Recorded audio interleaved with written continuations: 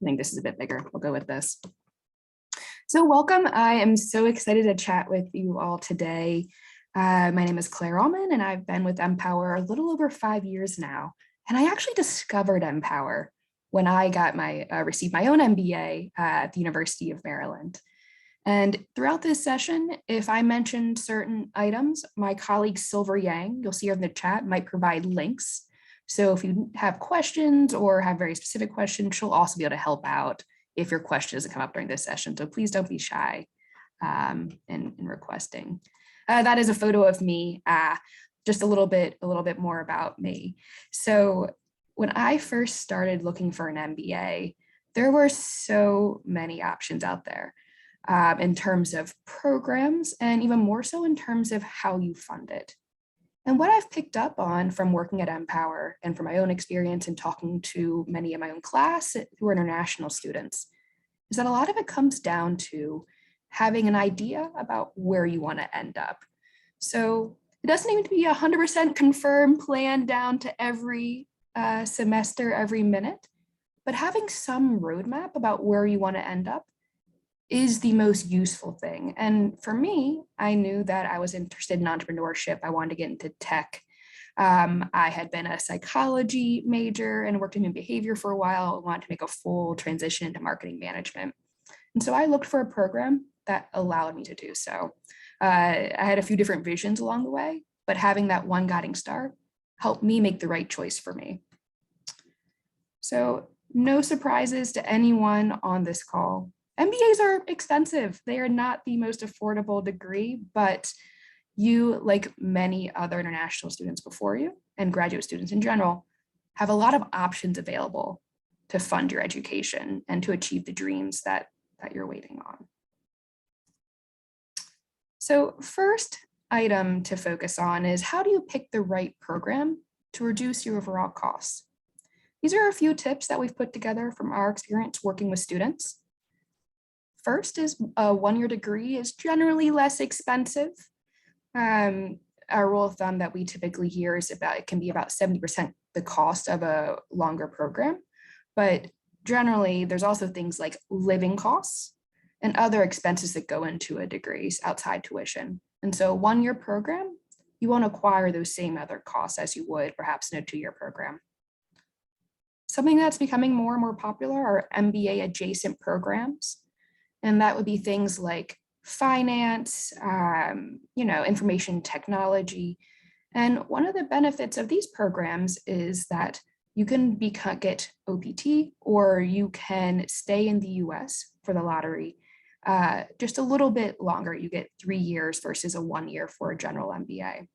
I had a few different both colleagues and friends that who had their heart set on MBA, and they actually went for a 3-year program, and they fit it into 2 years.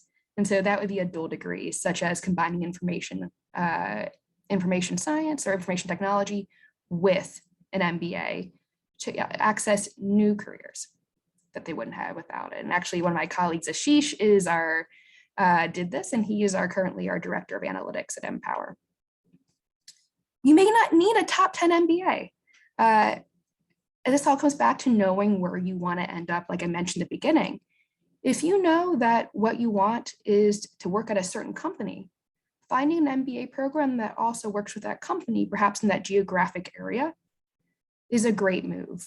For example, at University of Maryland, we worked closely with Citi. We actually worked closely with MPower. And we worked closely with a lot of that school works closely with a lot of more regional organizations.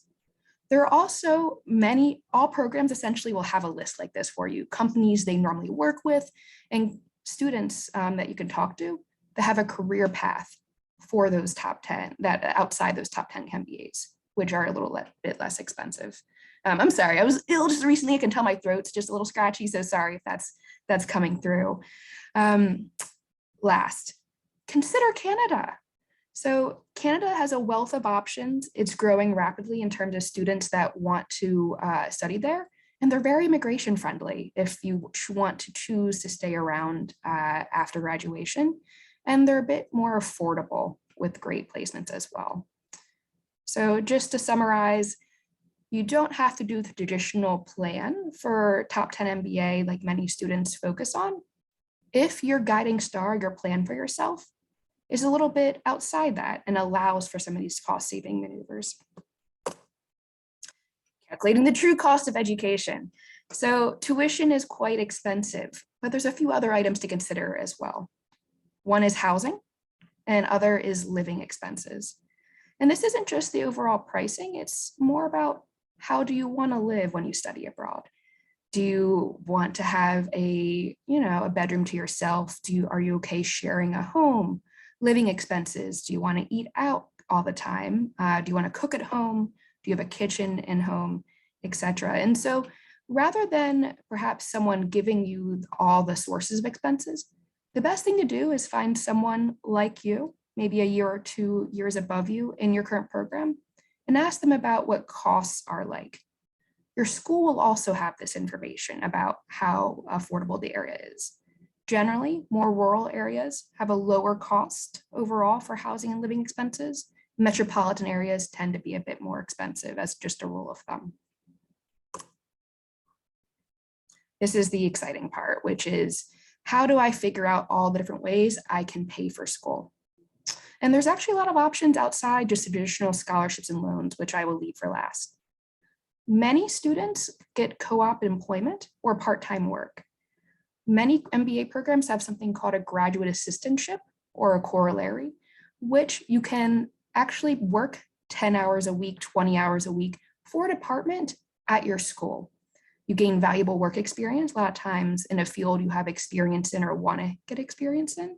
And they're also very willing to work around your current schedule and school program. So that's more for graduate assistantship. You can also get part-time work outside of your MBA. That's actually what I did. I started interning at MPower during my MBA. And the benefits of this were they paid quite well. And some of the restrictions were they were less able to work with my school program. So there's some pros and cons to each. Personal savings are important. You probably all know this, but in order to come across and grab that visa, you need to show you have all funds available. And so the more funds you show, the easier it is to get a loan and get through that visa interview. Family support, we see this a lot of times with students for loans, is that they have a certain amount of money that their family is pledged to help them get started. And this can be essential for the same thing I just said for the visa interview and your loan application, just showing that you are very able to afford your application, your education, but not everyone has personal savings and not everyone has family support. So that's where scholarships and loans come in. There are a wealth of scholarships online just for MBAs. And in fact, they all probably do a lot of work with SEO. So if you go to Google and type in scholarship MBA and your nationality, a great wealth of scholarships will come up, particularly if you put it in as well, your program as study. But these can range from at $1,000 up to 10 grand, even more, a full ride. And the essential part of scholarships is researching. And once you've researched, applying by the deadline, and perhaps getting someone out there to help you proofread your application. There's also a lot of great resources towards the end of this, which I will share with you that you can use to look up. And my favorite topic, no surprises, loans. And so MPower has been offering loans to international students for a little over 8 years now. And we got started because our two co-founders faced the problem of no one would lend them money while they were in their graduate programs, actually both pursuing MBAs at INSEAD. And so what happened to them is that no one would offer them a loan without a US-based cosigner. And that frustrated them to no end, so they started MPower to fix this problem. So we're a company of international students trying to make better financial products for future international students. And so the specialty of MPower is loans that don't have cosigners or collateral. And there's a few other benefits as well. There's also Prodigy Finance out there, who is the similar business to us, in that those co-founders also went to INSEAD, faced similar troubles, And they also focus on funding MBAs as well. And so to be fair, I'll talk about both in a little bit. And I want to make sure we have plenty of time for questions. So I'm going to breeze through the next few slides a bit, but they will be sent out. So the best programs will have options or a list for you if you ask. And so most schools will have a list of how previous students like you have funded their education. It may be scholarships, it may be loans, it may be options that are specific to your school that I didn't describe here. But reach out to your school and ask, hey, how can I fund my program? How have other students like me done it? Can you put me in touch with someone if they don't have a list? But schools, in our experience, know how their students have funded their education and can help guide future students to make sure you're making the best choice for you. And then here we also have Hall of Fame. University of Toronto does a wonderful job, and this will be sent out afterwards. And just adding to my previous point that business schools realize the value of funding. And so it's also in their best interest to have these lists and resources available for you too.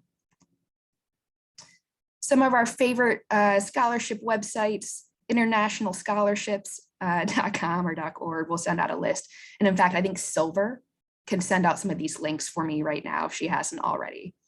But that's International Scholarships, the International Education Financial Action Network, EduPass, as well as internationalstudent.com. Then the lenders I've mentioned earlier, MPower and Prodigy, these are essentially neobanks that offer loans to students studying abroad without cosigners or collateral. There are some product differences. MPower has fixed rates and serves undergrads and graduates and works only in the US and Canada. Prodigy is more global, but they have variable rates. And they tend to focus more on just graduate students as the very quick product differentiator. So I think I've made it so we have 13 minutes less left, but maybe I could turn it over to questions. Excellent. Why don't we do that? And as a reminder, you can either post questions through the chat function or through the dedicated Q&A. We have a number of questions that have started coming in. So Claire, perhaps the first question is, you talked about the true cost of education. Approximately what portion of the true cost can can students normally borrow? So it depends. Well, for MPower, I'm quite close to the answer. For Prodigy, I'm gonna go from memory.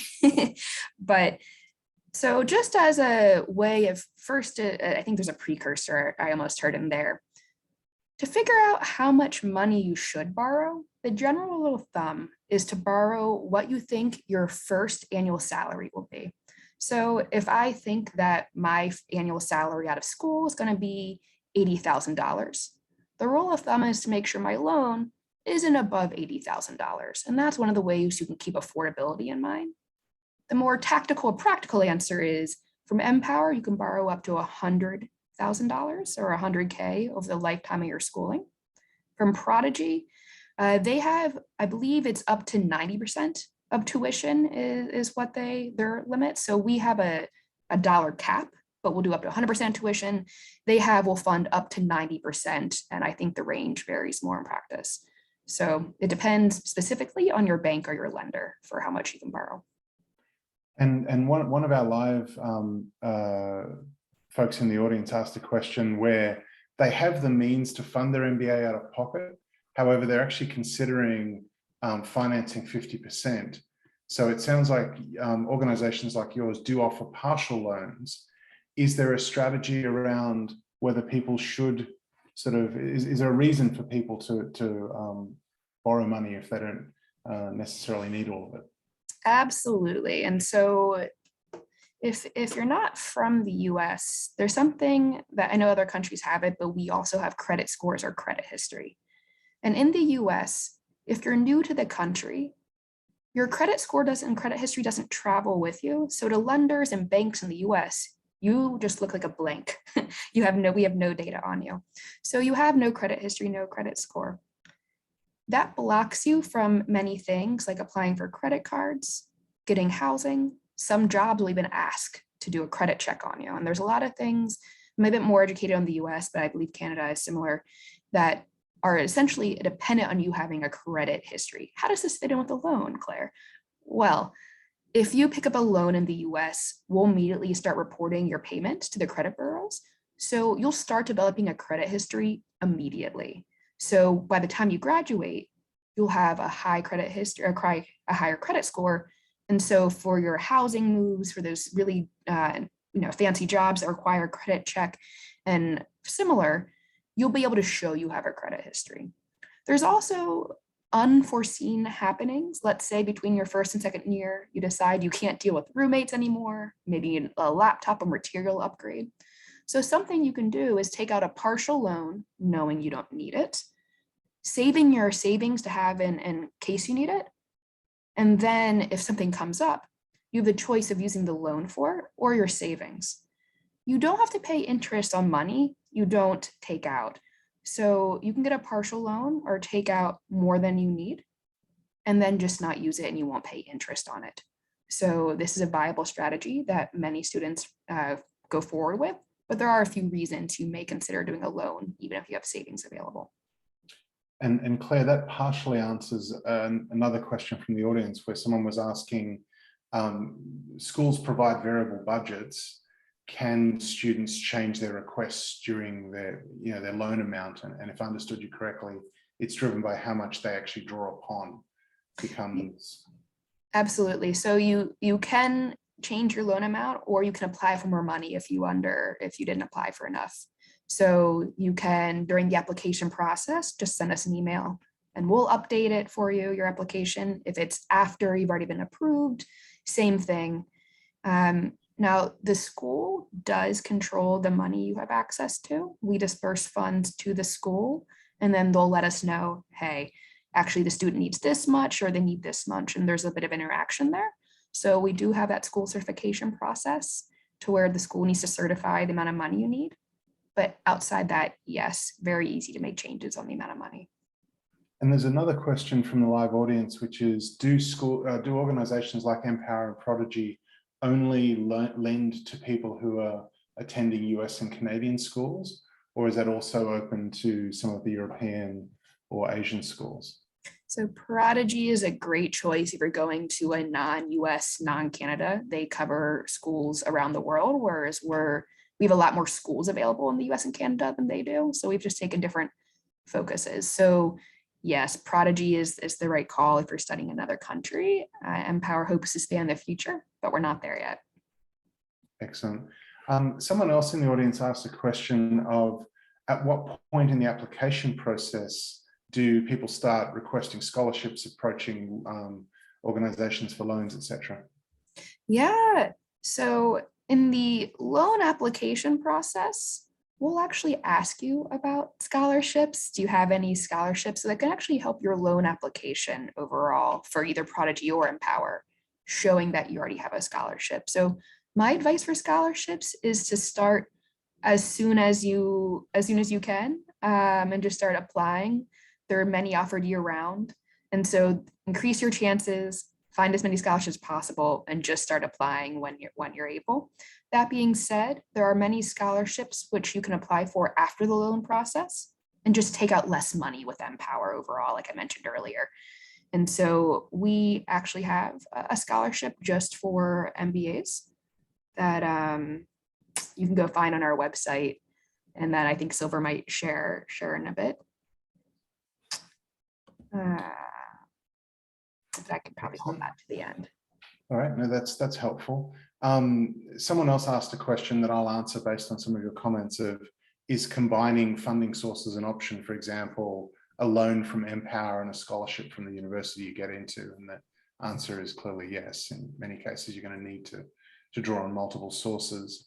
Another person in the audience asked a question around what's the average interest rates and where are those published? Are those available?